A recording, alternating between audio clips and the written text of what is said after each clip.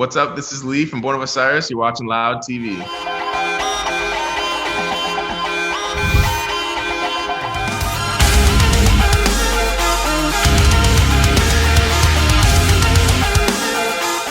Yeah, so aside from Born of Osiris, I have another band, a rock band called In Motive, and it's myself on guitar, and then Nick Rossi also plays guitar, and that's his first instrument. So basically there came a time a couple years ago, I want to say, where our Born of Osiris bass player David needed a break.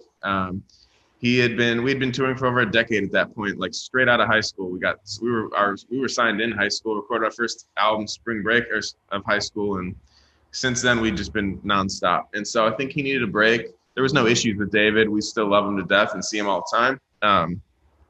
He just couldn't come. So Nick Rossi, being a guitar player in my other band, made perfect sense to come here and play bass. Usually, for the most part, guitar players can handle bass. It doesn't make them a bass expert, but they can handle it.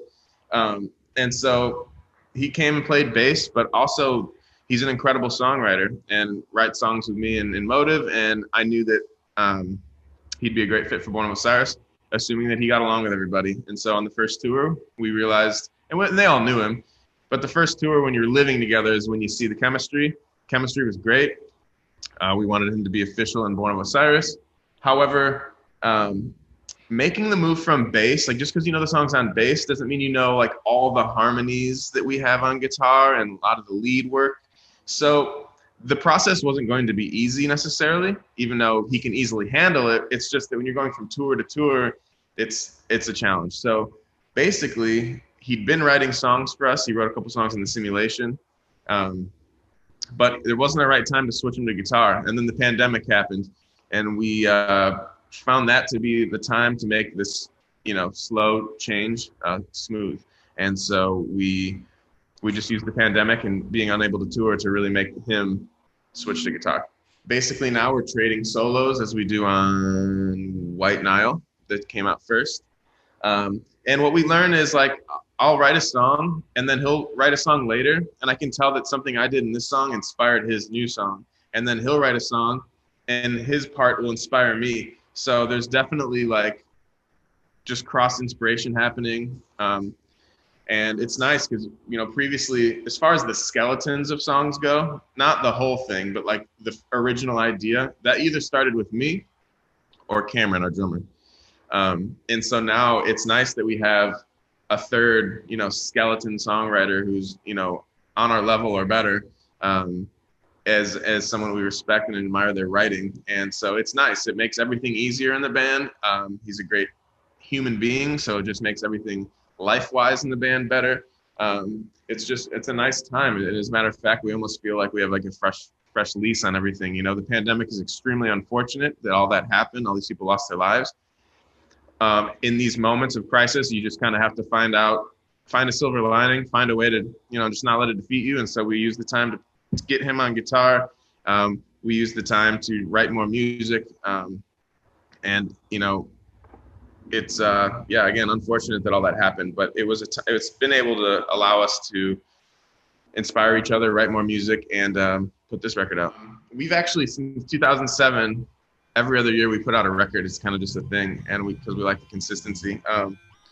This just fell in line with that. But what's funny about the simulation is that was we were supposed to do simulation part 1 and part 2, and basically we had 16 songs, and we felt for 2 reasons that we wanted to split it up. One is we feel like people's attention span, or at least I'll just speak for myself, I feel like people's attention span are shorter as time goes on with all the distractions we have in social media and technology and all this stuff. Not that it's a bad thing, whatever.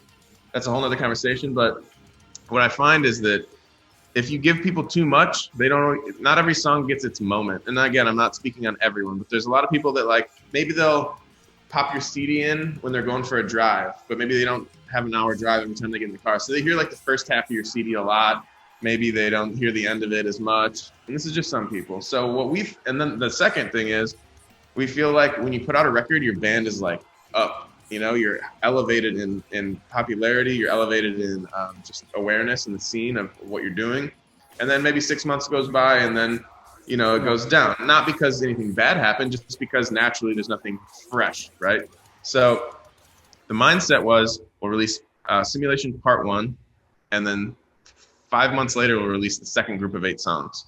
And that way each song gets its moment because there's only 8 to listen to at a time. But also when things are starting to feel like this, then we drop another one. And so that way we prolong the amount of time that we're popping in the scene, right? So, but the thing is I'm always writing, like 5 days a week, 9 to 5, I'm in the studio every day. And same with, some of the other guys. But what happened is when that time came to start figuring out the release of the Part 2, we had already had 6 more songs. So now Part 2's rolled around, and you're always excited about your newest creation, right? And then we had 14 songs, and we're like, you know what? Let's just separate it from the simulation, get its own entity, rebrand with our artwork. Nick's on guitar now. Let's just, boom, go sidestep, do a whole new thing. And then they created the angel or alien concept. And now, people are getting 14 songs, which is good. It took a little longer. But as far as the pandemic goes, honestly, it was done. The whole thing was done pretty quickly into the pandemic. But another issue that we didn't want to drop it is, what I find is, again, the amount of time that goes by, right? So if we drop the album like last April, for example, we're not hitting the road again till late July. We'll announce those dates on Tuesday. So that's over a year. So if we drop that album, we were like, okay, next year we're going to go on tour in July. And the first show we go to play these songs is going to be, you got a new album coming out? So like, we wanted it to make sure that when the album drops, we tour it. And so, I'd be lying if I said we didn't wait a little bit. But again, we already have probably 8 songs for a new record too, because we're always writing. So yeah, the pandemic was good on songwriting. But yeah, so we're releasing it. We're ready to tour on it. Now that the world's kind of opening back up. I just did an interview like 10 minutes ago, and I'm not sure how things are going and where you are as far as vaccinations and like hesitancy and all that stuff. But as of now, we want to come back in December in support of the record. I don't know if December is too soon. Are they going to allow people from other countries to come? Not sure yet, but the current plan is December. Basically, what's interesting about that is we're talking about Nick Rossi. So we've had Joe in the band forever, our singer keyboard player, who is incredible at keys. So even if like I write a keyboard part, he takes it and makes it crazy and makes it sound crazier and makes the tones way better. But what's cool is Nick Rossi, who was on bass and now guitar, he's actually so good at synths. So now we have 2 like synth freaks in the band. And it shows, I think, just doubling the amount of synth talent skill we have just with one extra person. So yeah, Joe's getting better every year, as he's always done with Born of Osiris, but also now we have Nick Rossi in the fold to add his touch as well. I live in Texas, and Texas controversially opened pretty early when it comes to the pandemic. And so we've had concerts here for a long time, for better or worse, and we were kind of keeping an eye on how the cases would affect it. We were also like the first state to go no mask, very controversial. So we kind of kept an eye on it to see, because we didn't want to just go Texas the second they opened up, because again, regardless of how you feel about the COVID vaccine, like we don't want to put our fans in jeopardy or harm. So we wanted to see the vaccinations go up.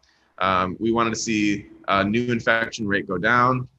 We wanted to see how it played out. So, but it's been going pretty well. And so we're doing like just 5 days in Texas, late July. We'll announce those dates on Tuesday. Then we'll do a B Market America tour in the fall. And then December, Europe, UK, all that. That's assuming we're allowed to. I don't know what other countries' restrictions will be on allowing Americans or any country at all to cross their border. But if there's no issue there, we'll be there in December.